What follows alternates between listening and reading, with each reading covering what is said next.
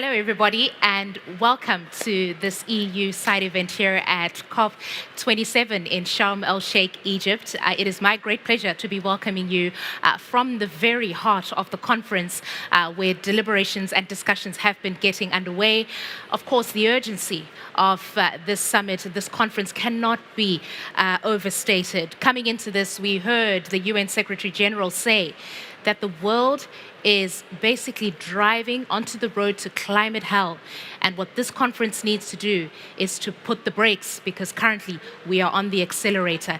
And that really just gives you a sense of how urgent the conversations here are about. There are very different themes pertaining to the different aspects of how climate change is impacting our lives. And in this particular event, we're going to be looking at how digital technologies can help us in terms of mitigating some of these climate change adaptation and mitigation risks in the context of loss and damage. My name is Christine Mundwa, and I have the great privilege of taking us through this session and moderating between our speakers this very crucial discussion that will span across continents. And I'm really happy as an African to be part of this conversation myself. So, ladies and gentlemen, because of the time that is on our hands, I just want to get through some housekeeping very quickly. We are so excited to be hearing, especially from you. I am kitted with all the technology to be able to get your questions from wherever you are joining us from, to our friends in Europe, especially where you guys are an hour behind. Your questions will come to me right at the minute, so please use the Slido platform,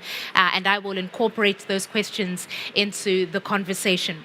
So yes, this COP is about implementation, and we have a good story to tell. And that is to say that, yes, we are experiencing vulnerabilities in terms of the disasters as a result of climate change. But there is a beacon in all of this, and that is that there are specific technologies that we are using that can help to mitigate these vulnerabilities, that can assist us in the process of adaptation. The European Union has gone out to its partners in the world. It is rolling out these technologies.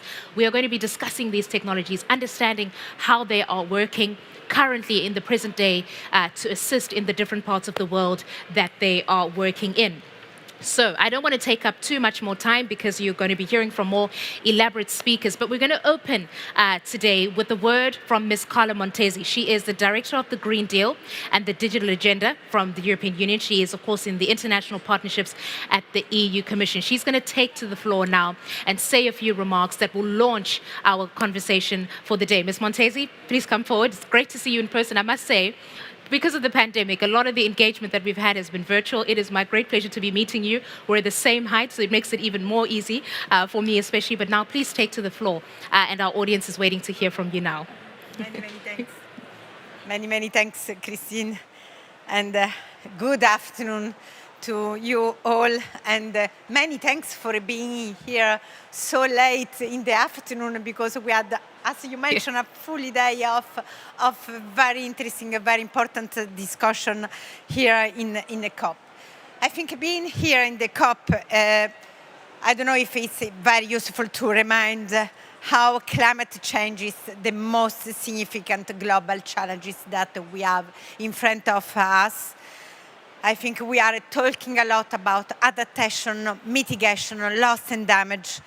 And allow me to say that when we talk about loss and damage, of course, we know that are caused by extreme weather events, and we hear a lot about hurricanes, drought, heat waves, but it's also caused by slowly evolving changes as sea level rise, desertification, ocean acidification.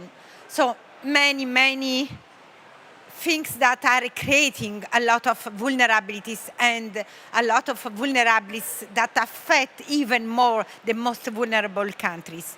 But of course, here today at this panel, we want to discuss about hopes. When we talk about hopes, we want to talk about how digital technology can have a really positive effect in our action against climate change. And digital technologies, we had other panel to discuss about this, but are creating, and here at the COP it's very important because we are exchanging with a lot of private sector, a lot of organizations, clearly demonstrate that technology advancement, innovation are creating new opportunities to improve our resilience, to reduce the risk from disaster. This is the reason why digital transformation is a key priority of work from the European Union. As you know, we are working towards the Green Deal. Green Deal is our European strategy on having a Europe climate neutral by 2015. And in our strategy, Green Deal, we always talk about the twins, grid and the digital. We need both green agenda and the digital agenda, because the digital agenda will be key also to fight climate change. So this is the reason why, working with our partners around the world, we have just launched the Global Gateway. Global Gateway is our investment package that we want to use to mobilize investment around the world to facilitate the green and the digital transition. So once again, digital connectivity, data infrastructure are for us the backbone of our digital transformation, and for this is the key priority. I want just to mention that just before this panel, we have launched with our Vice President Timmermans and the African European Union an important Team Europe initiative on adaptation and mitigation. We have just committed Europe, member states, the European Commission, to engage for Africa 1.2 billion. And in this package, there is the use of our digital agenda to improve one of the key areas for the loss and damage solution, how we can clearly reinforce early warning system, how we can strengthen governance on data, on how we can promote data governance, data processing, how we can improve risk-informed decision to prevent catastrophe. And here in this panel, we will have the occasion to demonstrate one example on how we want to use the data that we have in Europe, how we want to share all the technology in data to support also the work of our partners in dealing with these challenges. We know that digital connectivity enables access and use. We want to enable access the use of European Union available, highly reliable data on health and on the state of our planet, to be able to deliver science-based information. And this will be just a key tool to fight against climate change and environment degradation. So, Earth observational data for our key program, European Union Copernicus program, it's just an example on how we want to multiply center around the world on Copernicus program, because we want to really help our partners countries to understand better what is happening to our home planet and to take action, and how we can formulate on the basis of this data science-based policy and monitor also the implementation of the impact. So we will have the occasion here during this panel to learn much more about our Copernicus data, how we are creating our regional Copernicus data center around the world, and different other examples and tools on the way in which we use digital technology, digital transformation to be a key, to have a key positive impact on the fight of climate change. So many thanks for having organized this panel, and many thanks to our panelists to be here with us today. Over to you, Christine. Thank you so much, Ms. Montesi DG. Thank you for that scene setter, really, that gives us the launching pad to get right into this. So we're talking about these digital technologies. You've heard about Copernicus. This is the European Union's Earth observation program. And I now want to hand over to our next speaker for this session. And he is Mr. Christophe Zandier. He is an expert in the integration of field observations and remote sensing technologies. And he's going to give us an overview of this Copernicus programs and how it actually works. So over to you now, Christophe. Thank you very much, Christine. So, as Carla mentioned, Earth observation is one type of digital technology that can actually provide solutions for disaster risk reduction. And what I want to give you is as mentioned by Carla, is the Copernicus program was developed by the EU and can play a very key role in disaster risk management.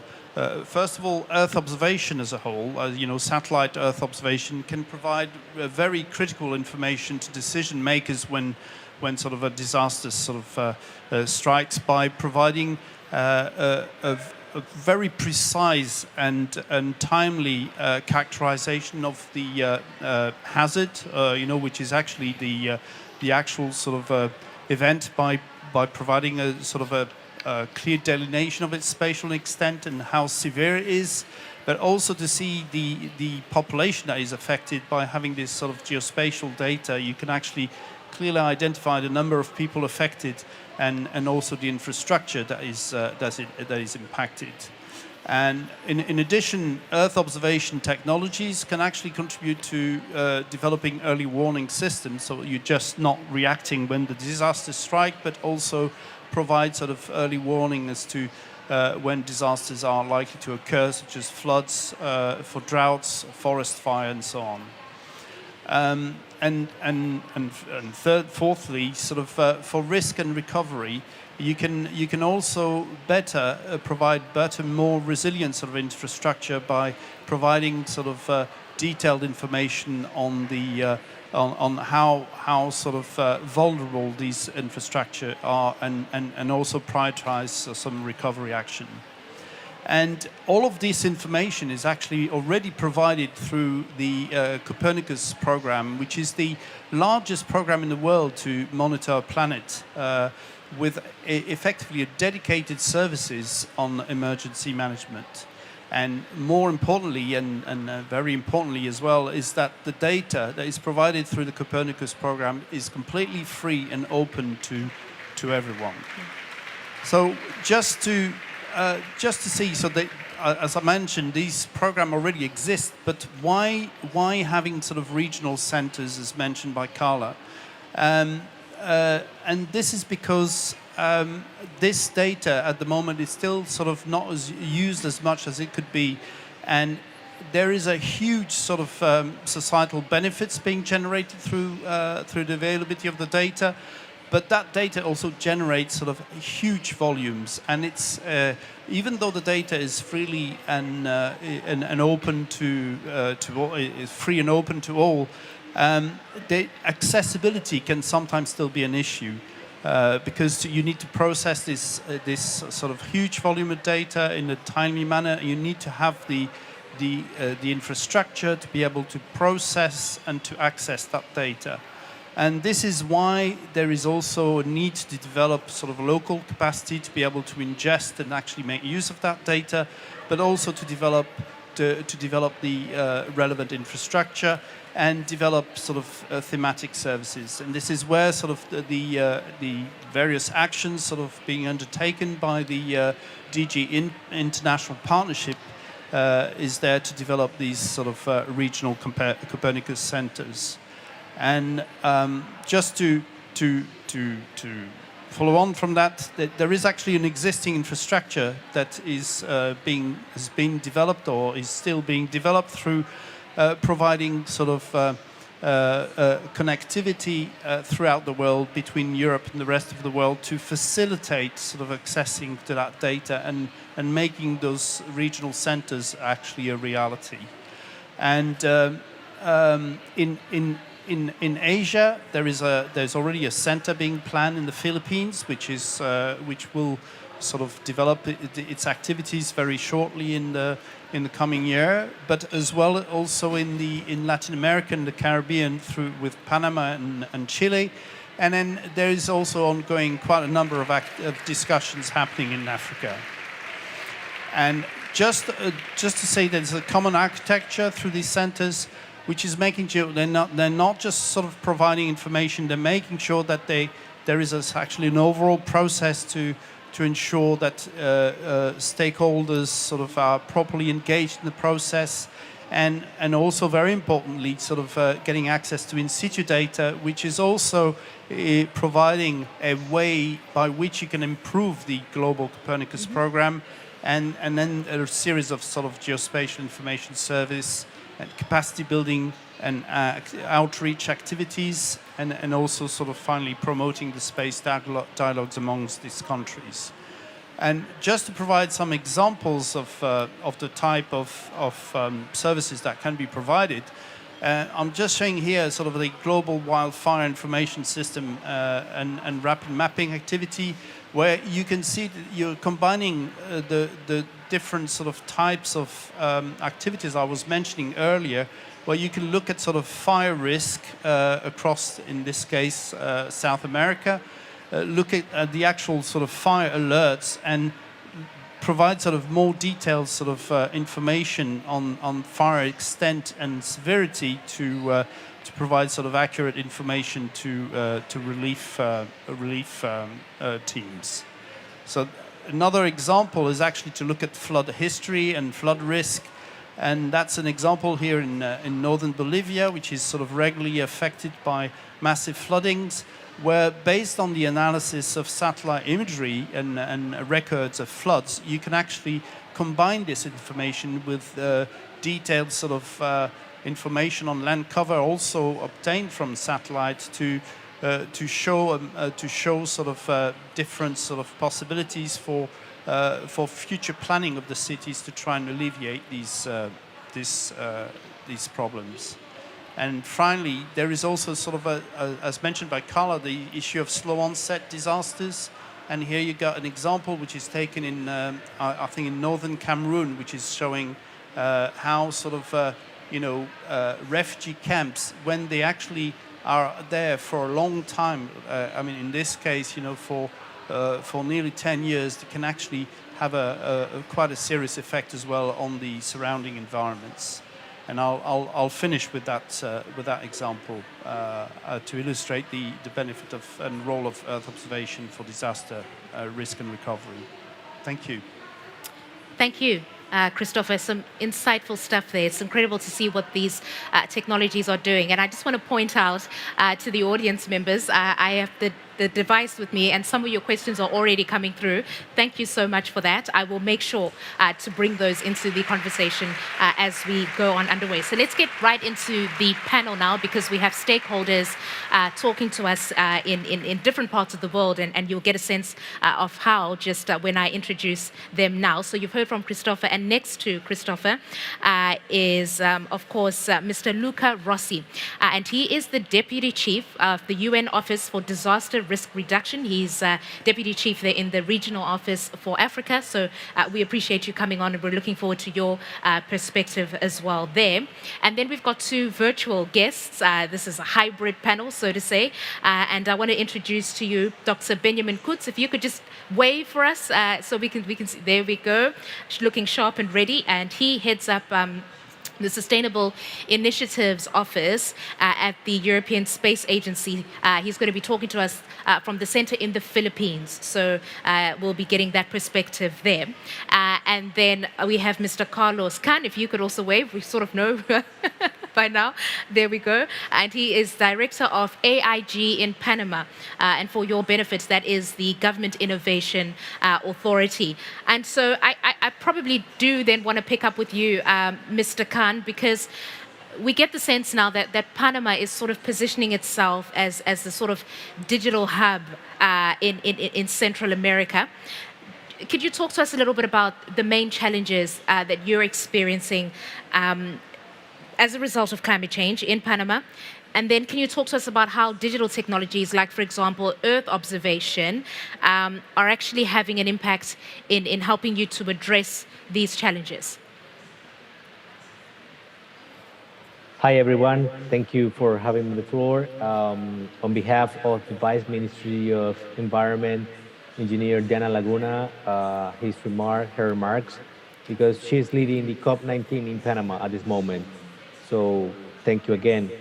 Regarding the question, in my opinion, one of the great challenges, as probably was mentioned before, is the in situ data at micro level on our countries. In developing countries, for example, in Latin America, where we are among the globe, the second largest region in natural disasters being impacted in compound between the last 30 to 35 years, more than 400 billion. Non-refundable, non-recoverable possibility at all. And that is impacting the development of the whole region.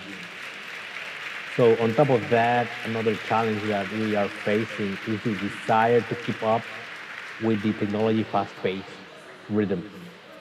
With developing countries need to start sharing technological infrastructure to actually take advantage of the cost opportunity in front of us. And I believe it was mentioned before as well, the data governance of this data that is also key to actually take advantage of it. For example, in Panama, in the public sector, the Earth observation data is used to support public policy. As I mentioned before, the Ministry of Environment used Copernicus data to manufacture products like the forestry map and the use of land. They has delivered great results and also explore new dimensions like environmental crimes.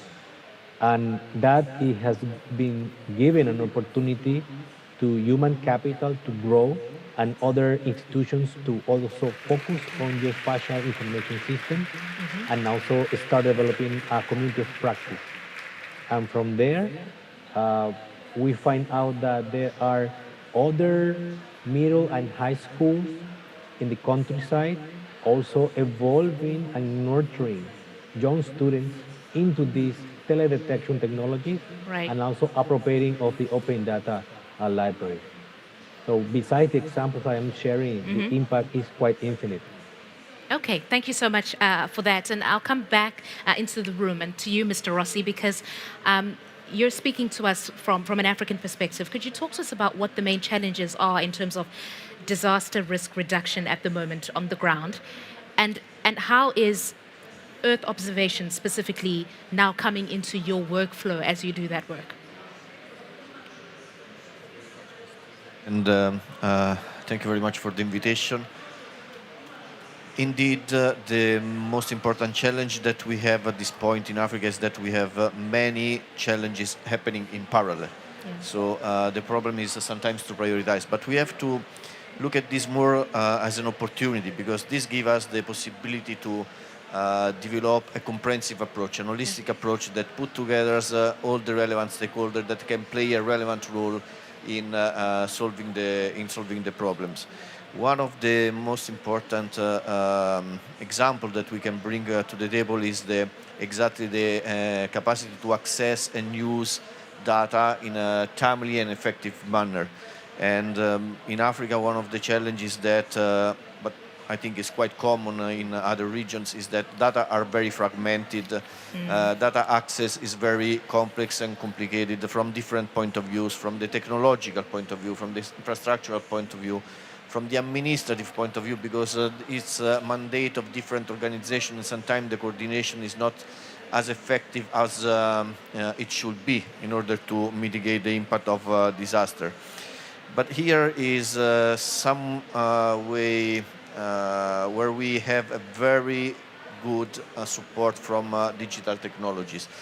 And for instance, the tools and services provided by the Earth observation that Christophe Jaffa presented is super important. So the products and the tools and the services offered by the Copernicus program, for instance, are very key to save life, particularly because they offer us access to data and information that are very difficult to reach when you are working only at the ground level.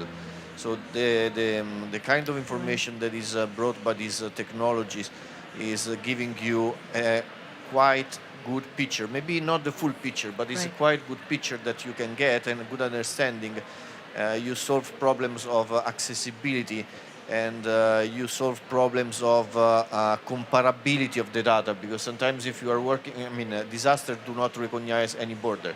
And when you are trying to get data from different bordering countries, sometimes what you get is something that is not very much comparable, because there is not yet a unique methodology to get and to gather and to analyze this data. So one of the most important added value brought by these digital technologies is exactly the comparability in order to prioritize the data, but also to show how it's important to have information from the neighboring countries, because these allow you to anticipate the action. So if you know that something is happening because it's coming from the neighboring countries, you had more leading time in order to prepare and to react to the system. Then, of course, this presents some other challenges that were already introduced by Christophe. One is the volume of the data that you have to download, that you have to be able to analyze in a very timely manner, and this, of course, brings some challenges. But this is something that in due time will be solved, and there are already some scientific and technical approach to reduce this time.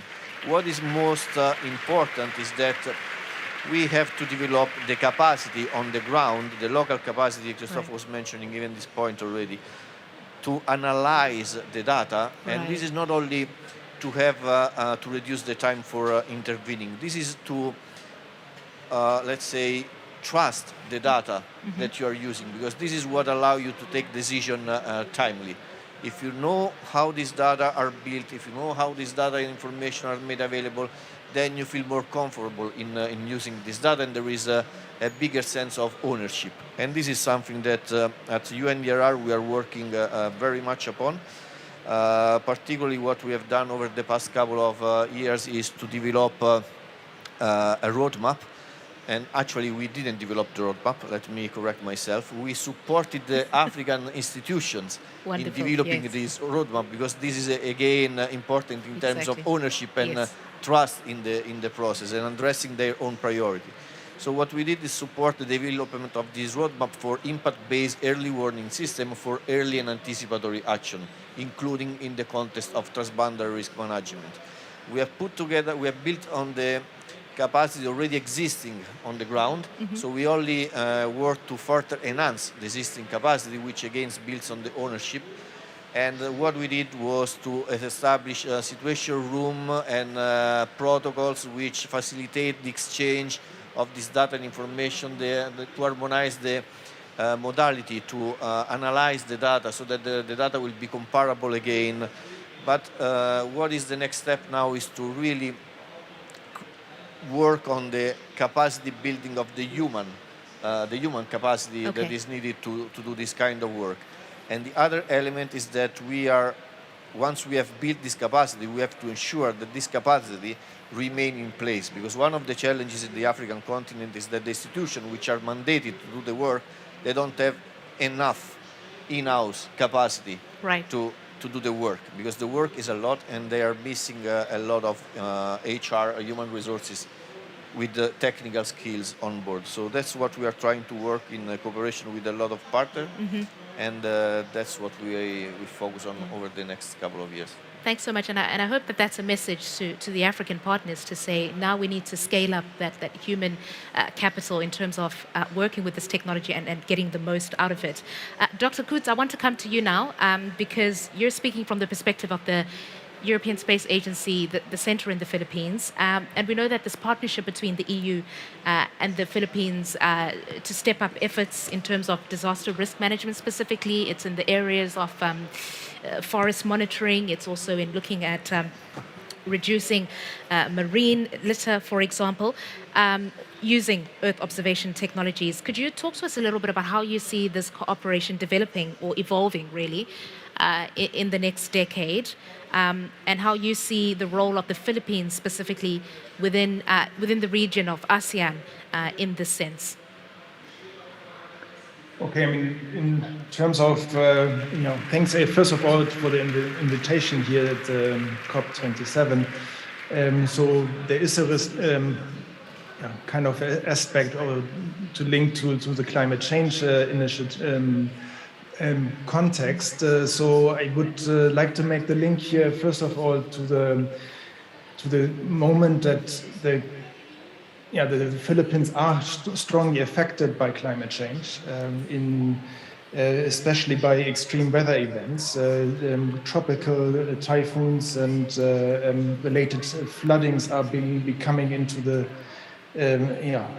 affecting the different populations in the country.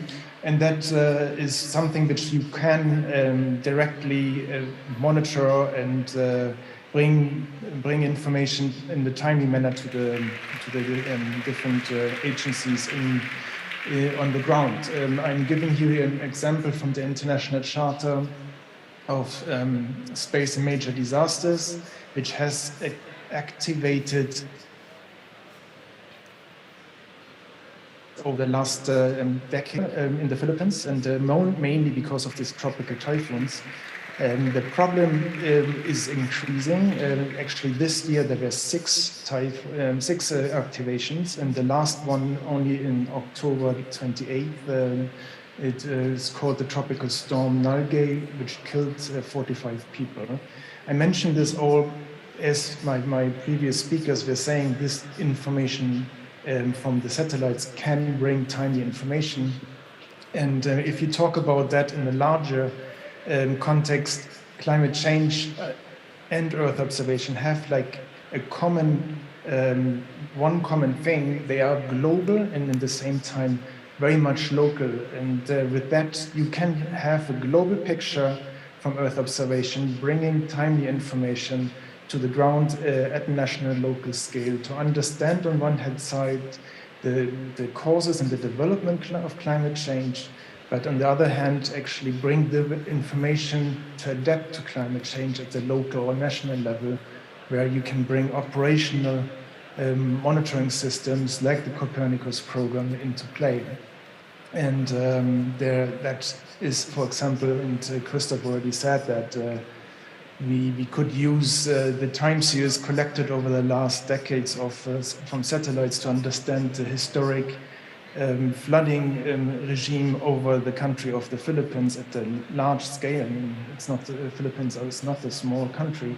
So, I mean, I want to give you an idea that the digital technology coming from a satellite will give us an opportunity to inform climate adaptation plans at the national scale.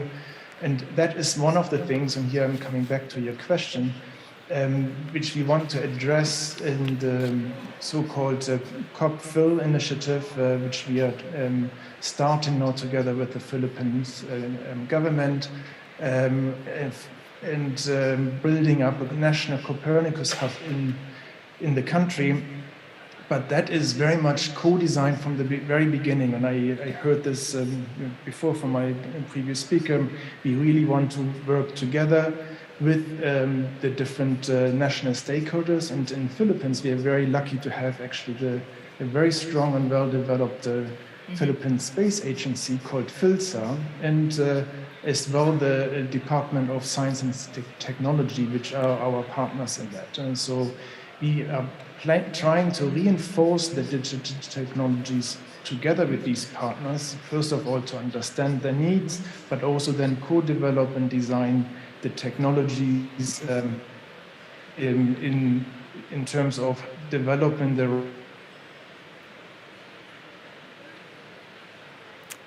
right information, but also the infrastructure. So we're trying to existing high-performance computer center to bring in this information to the country. And with that, then also develop the right services and then transfer this information to the users, and then they can actually keep on promote and providing this information. With that, I think I will close with this question. Thank you. Okay, but you're now opening it to the sort of Q&A part of the discussion, so thank you for that, Dr. Kutz, from the perspective of the European Space Agency in the Philippines. I actually just want to launch into our audience questions now because I did promise that we're going to get through a lot of them. I want to pick up on this one, and Christoph, I want to bring this to you first because one of the audience members is pointing out that digital technologies use a lot of energy. They're pointing out to the 4G for the data storage. Can these technologies be scaled up in a way that is green? Yeah, I'll try to answer that. I mean, when we've actually maybe Carlos can also follow on that as well, because when we first sort of discussed that with the government of Panama to set up the regional center there, this was very much in mind, and there are actually guidelines to develop sort of data centers so that they actually sort of energy efficient or use sort of green sources of energies and so on. I mean, it's not sort of it's not a simple thing, but it's very much sort of a concern in terms of making sure that, you know, sometimes it's just sort of common sense and trying reusing existing infrastructure or enhancing infrastructure, not duplicating any, and like I said, sort of use sort of green energy or green sources of energy for these data centers that can actually, we all know can are a major sort of user of energy. But I don't know whether I'm just not trying, maybe passing if Carlos can. Well, hand that back over to me because I will then couch that with another question to you, Mr. Khan, and I can see you're smiling there because you know you're in the hot seat now. But in addition to that, if you want to make any extra remarks, but one of the other audience members is also asking about if you can perhaps give us a more concrete example, really, from Panama about where you think digital technologies have been the most successful or successfully used to accelerate green climate policies in the context of Panama, and perhaps even expand it to the region. Oh, well, quite a vast question. Yeah. Probably in our experience is the fact that the pandemic has plays a very chief driver, and to guarantee the survival of the whole country citizens was a daunting task. I believe that the point where you either use the technology and use spatial information system and an observation layer to build that trust, that transparency, then it is start a dialogue from every sector, academia, public and private. Whether or not use it, obviously it will harm, but there's also a commitment of implementation. We cannot wait any longer. And that is a fact that me and even my 3 children are truly committed. So I will say that the activities have to be sustained with the updated policies in a legal and a regulatory manner, and do not have to be isolated, working in their own. That is a discussion that I am currently having with my colleagues here right now in Montevideo, Uruguay, with different academic institutions and research centers, that if we want to tackle in every matter the common problems that we face as countries, we should have some type of commitment in the way where public policy can actually feel that need of the human. Otherwise, it continuously on this rhetorical matter, and we cannot wait any longer. Thank you so much for that. Mr. Rossi, I'll come to you in the room now. Feel free to add on to that if you have a specific example, but I would like to give you the question from an audience member that says, what are the opportunities and the challenges when it comes to developing this technology and data fields further in the European and African context? The question isn't specific about which technologies, but I guess we could use Earth observation. So what would be the opportunities and the challenges when it comes to developing this technology in the African context? And perhaps let's speak to let's just speak to the opportunities, because you've addressed the challenges very well in the beginning. So just basically, where are the opportunities in implementing this technology in the African context? Actually, the African is already quite well equipped with capacity. The problem is rather to take them out from this center, which are very technologically advanced, specifically advanced, and bring them to the ordinary use of the institutions that are in charge for taking decision.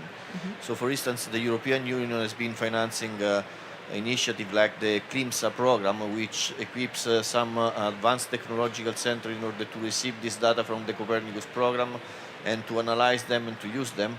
But the information remains most of the time with them. Is not made available in a usable way to the decision makers who have to deal with disaster management on the ground. So this is one of the gaps that we need to address a little bit, and we are working on that. As I was mentioning before, we are trying to put this network, these centers, into a network which brings together the science and the practitioners, so that they can understand, they can develop a mutual understanding of the tools, and they can then trust them and then use them for decision-making process. So something is already there. Then, of course, we have to work on the language, because the language is a barrier. I mean, and something that is very clear for the scientists is not this clear for the practitioners, and is even less clear from for the citizens. So when they receive these messages, sometimes on their mobile device, they really don't know how to interpret this. We just ran an experiment 2 weeks ago, and in a training we were putting together in the same room meteorologists, hydrologists, and civil protection managers, and they all defined the message in a different way. But then we just pick up a tourist, because we were having the meeting in an hotel. So we pick up a tourist from the corridor, and we ask him, okay, how do you understand this message? And the guy said, for me it's useless, because it's too technical. Yeah.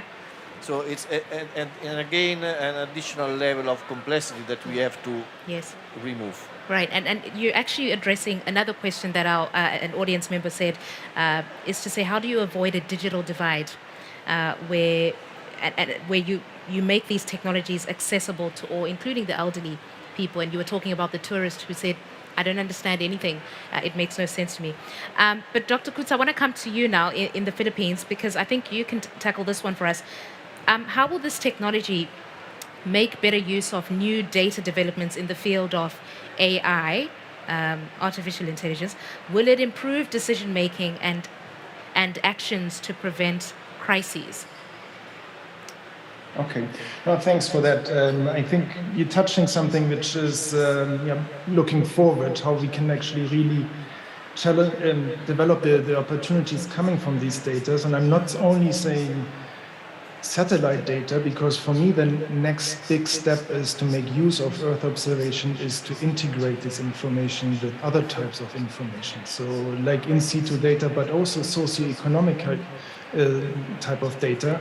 And that is not very easy with the normal algorithms which are available in the moment. And what you call artificial intelligence or machine learning is something which allows us to integrate a lot of different types of information in the right and efficient processing manner. So that is enabling to make the vast amount of data which are there, and I'm including these other types of data in a more efficient way than what we have in the moment.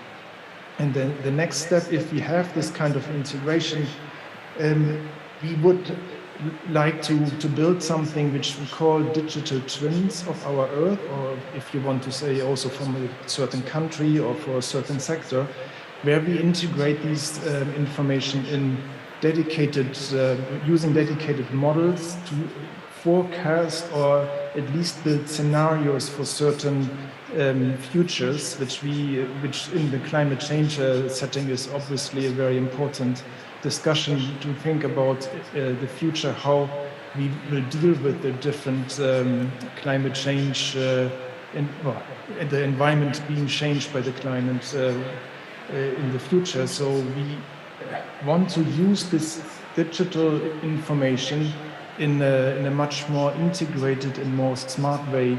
And in that way, we do need artificial intelligence, but also the new technologies like cloud computing to really process all these vast amount of data coming from the different types of data. So for me, it's very much about the integration and also the delivery of it, what you also just heard about how to communicate that to a larger population. Dashboards are one of the way of doing that, and it's not about only writing a SMS. We had worked actually in Africa with pastoralism, so people who would taking care of their animals, and not everybody actually reads. So that needs to be also taken into account that there is not only language barriers, there is actually also that type of barrier. So we used in that moment call centers that they can actually use that in their own language, so people can call in and ask where is the next water pound, where is the next the greener, let's say, grass to bring my animals to feed. So that is really a long catch from integrating into information, preparing that into the right environment, and then delivered it to the final users in the right manner. And there is a long shot still to do, and a big challenge. Thank you so much for that, Dr. Kutz. Christoph, you're next to me now, and there are two questions there. One about digital technologies for resilience building. There is also one about facilitating the access to digital technologies, the note that Dr. Kutz ended on. What is your preference? Well, resilience building is not really my specialty, but I mean, I could maybe just say a couple of things. I mean, you could, I mean, for instance, you could look at, as Benjamin was saying as well, historical data, and trying to look at get more precise information on the recurrence of floods, and try to, well, avoid building in those areas, or use sort of appropriate sort of technology for this type of building. In terms of facilitating access, I guess I mean, from the start, when you talk about the Copernicus program, the data policy that was put in place is in a sense already facilitating this access, but this is not enough. It's not because the data is free and open that you can actually easily get access to it, and that's why one of the initiatives in trying to set up these regional centers where there's going to be people working regionally and ensuring that the data can be accessible to people. And not just sort of scientists or decision makers, but more generally to the public, trying to have sort of real sort of case studies demonstrating the benefits of these kind of data, and the fact as well that by providing processing facilities on site with these sort of centers, which means that you don't have effectively to download the data, use a lot of bandwidth. I mean, going back to the question earlier about reducing sort of having sort of more greener solutions, that you actually process the data where it sits rather than having actually download sort of huge amounts, is also one way to facilitate access to these digital technologies. Great, thank you, Mr. Rossi. I guess the one about facilitating access has been covered. Do you perhaps want to just tackle the one about the greatest challenges when trying to use digital technologies for resilience building? Sure. Actually, as I said, the Earth observation provides us a very powerful tool. But this is not enough. This is just not enough. The great challenge is that the big picture that we get through the remote sensing from satellite needs to be combined with information from the ground. So, for instance, one of the things that we are running is a broad analysis on broad areas, vast areas, but then we use to fine-tune them with analysis on the ground, just to understand how to better read and interpret the information that is coming from this remote sensing. So this is very important because we use little samples that we do here and there in order to clear, to certificate to some extent the data that we are collecting from the remote sensing analysis. Okay, and while I still have you, because I really was keen to know from you, what is the most sort of interesting trend if you look at digital technologies and the work that you're doing in loss and damage? One of the most important things that we get from there is I mentioned in the beginning, is the comparability of data, which allows for prioritization in the decision-making process. As I said, even right now, the point is to really interpret it in the best possible way, which requires some work on the ground. Because the big picture that we get from the remote sensing needs to be verified, at least in some spots, with ground, let's say, analysis to measure how good is that, particularly when we're talking about vulnerability or direct loss and damage. This is something that requires some local analysis, ground analysis, in order to make this, the big one made by remote sensing meaningful. Right. Okay. Thank you very much. So I'm just looking at the clock now, and we're basically just come to under a minute. I think it's safe to say we'll leave the conversation here, but I just want to take a moment to thank our audience members, specifically those of you who've brought questions into this conversation. It's really helped us to have a wholesome conversation. I think we've discussed all aspects of these digital technologies. We've not exhausted the conversation, not necessarily, but I think we've covered good ground as well. Yeah, and I just want to take a moment to thank my panelists for your contributions, giving us a perspective of the deployment of these digital technologies in the different regions that you are working in. And herein lies, of course, we have this challenge in that we have a lot of people, vulnerable people, you've heard somewhat from our speakers, who are really the front-facing nations in terms of climate change and the impact that it's having on lives. But we do have these technologies.